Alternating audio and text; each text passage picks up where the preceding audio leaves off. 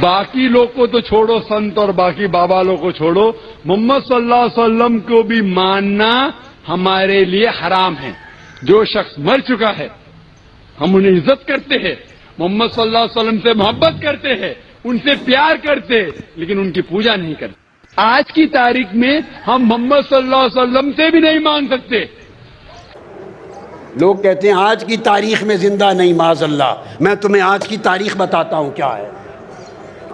اب یہ خیال کرنا، آقا علیہ السلام کو یہ سمجھنا یہ عقیدہ رسالت کے خلاف ہے اور شان رسالت میں بے ادبی ہے، یہ سمجھنا کہ مر گئے معاذ اللہ، مٹی میں ہو گئے اور آج کی تاریخ میں اور آج کے دن میں زندہ نہیں۔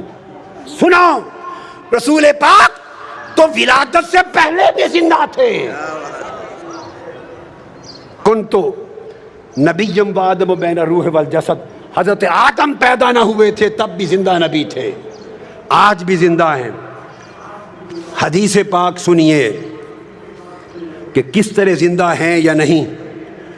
ابو داؤد سیاستہ کی حدیث اور حدیث صحیح، حدیث نمبر 1047، سنن ابی داؤد، پھر سنن نسائی سن لیں، پھر ابن ماجہ، پھر مسند احمد بن حنبل، پھر صحیح ابن حبان، پھر مستدرک حاکم، کل کتب حدیث مختلف طرق سے حدیث صحیح لاتے ہیں اور اس کی توثیق ابن تیمیہ کے شاگرد علامہ ابن القیم کرتے ہیں۔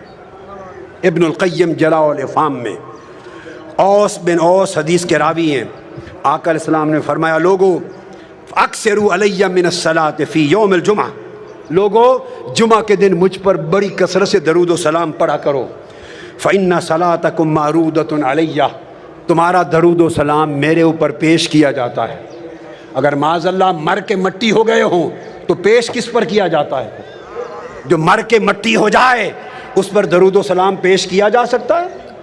آقا نے فرمایا پیش کیا جاتا ہے۔ سنیے آگے، قالوا یا رسول اللہ وکیف تعرض علیک صلاتنا وقد ارمت، جب آپ کا وصال ہو جائے گا، وفات پا جائیں گے اور آپ قبر انور میں ہوں گے تو اس وقت بھی ہمارا درود و سلام پیش کیا جائے گا؟ آقا علیہ السلام کا جواب سنیے اور عقیدے اپنے نفس کی شرارت اور جہالت کے ساتھ من گھڑت نہ بنائیے، عقیدے وہ رکھیے جو تاجدار کائنات نے سکھائے۔ آقا نے فرمایا ان اللہ عز وجل حرم علی الارض ان تاکل اجساد الانبیاء، ہاں میری وفات کے بعد بھی تمہارے درود و سلام مجھ پر پیش ہوں گے، چونکہ اللہ نے زمین پر حرام کر دیا ہے کہ انبیاء کے جسموں کو کھائے، زمین انبیاء کے جسموں کو نہیں کھا سکتی۔ پھر اسی طرح یہ حدیث آگے آئیے، اور پھر آقا علیہ السلام نے فرمایا، حضرت حسن بن علی ابن ابی طالب روایت کرتے ہیں، امام ابو یعلا سند صحیح کے ساتھ راوی ہیں، آقا علیہ السلام نے فرمایا لوگو صلو علی وسلمو، مجھ پر کثرت سے درود بھی پڑھا کرو اور سلام بھی، فإن صلاتکم وسلامکم یبلغنی اینما کنتم۔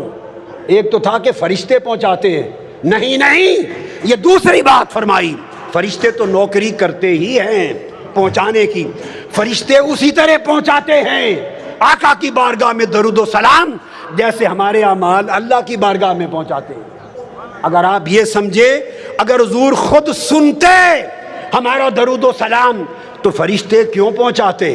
اگر ذہن میں یہ آئے تو میرا سوال ہے، اگر خدا خود دیکھتا تو فرشتے نامہ اعمال خدا کو لکھ کر کیوں پہنچاتے؟ فرشتے صبح و شام ہمارا نامہ اعمال خدا کی بارگاہ میں پیش کرتے ہیں، اس پیش کرنے سے اگر علم خدا کی نفی نہیں ہوتی تو جو فرشتے درود و سلام پیش کرتے ہیں اس سے علم مصطفیٰ کی نفی نہیں ہوتی۔ آقا علیہ السلام نے فرمایا مجھ پر درود و سلام کی کثرت کرو، اس لیے کہ تمہارا درود اور تمہارا سلام خود پہنچتا ہے مجھ پر جہاں بھی ہوتے ہو۔ ارے بمبے والو، بمبئی سے مصطفیٰ پہ درود و سلام پڑھو گے، خدا کی قسم گنبد خضرا میں مصطفیٰ خود سنتے ہیں۔ میں سند کے ساتھ کہہ رہا ہوں، سند کے ساتھ۔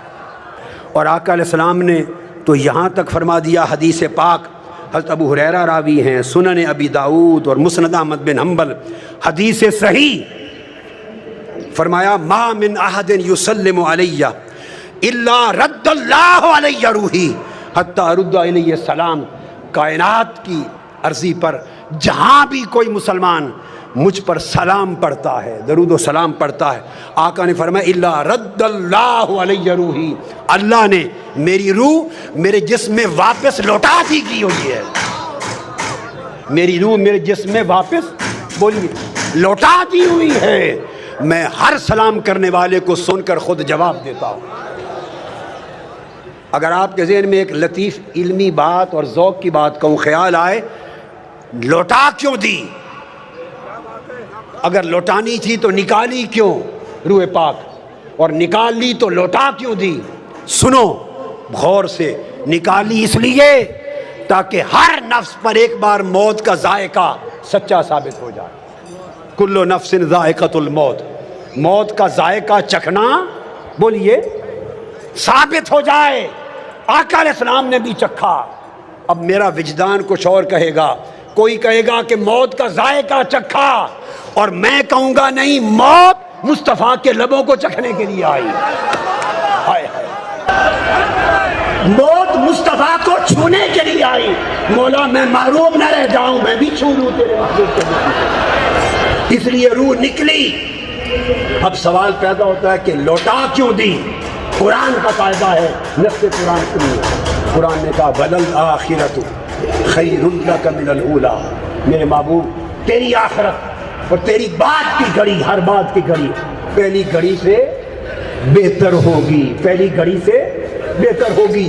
مصطفیٰ کا جسم ہر بات کی گھڑی میں پہلی گھڑی سے بہتر مقام پر ہوگا، اور آقا علیہ السلام کی روح ہر بات کی گھڑی میں پہلی گھڑی سے بہتر ہوگی۔ جب روح جسم پاک سے نکل گئی، ذائقہ موت وارد ہو گیا۔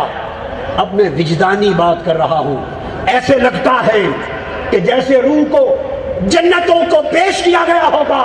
روح مصطفیٰ جس مقام کو چاہے چن لے، روح بولی ہوگی میرے مولا تیرا وعدہ ہے کہ بعد کی گھڑی پہلی گھڑی سے بہتر ہوگی۔ میں 63 سال تک مصطفیٰ کے جسم میں رہتی رہی ہوں، 63 سال میں جسم مصطفیٰ میں رہی ہوں۔ تیرا وعدہ ہے کہ اب اس سے بہتر جگہ پہ جاؤں گی۔ اگر تیری کائنات میں مصطفیٰ کے جسم سے بہتر کوئی جگہ ہے تو وہاں بھیج دے، اور اگر جسم مصطفیٰ سے بہتر کوئی جگہ نہیں تو واپس لوٹا دے۔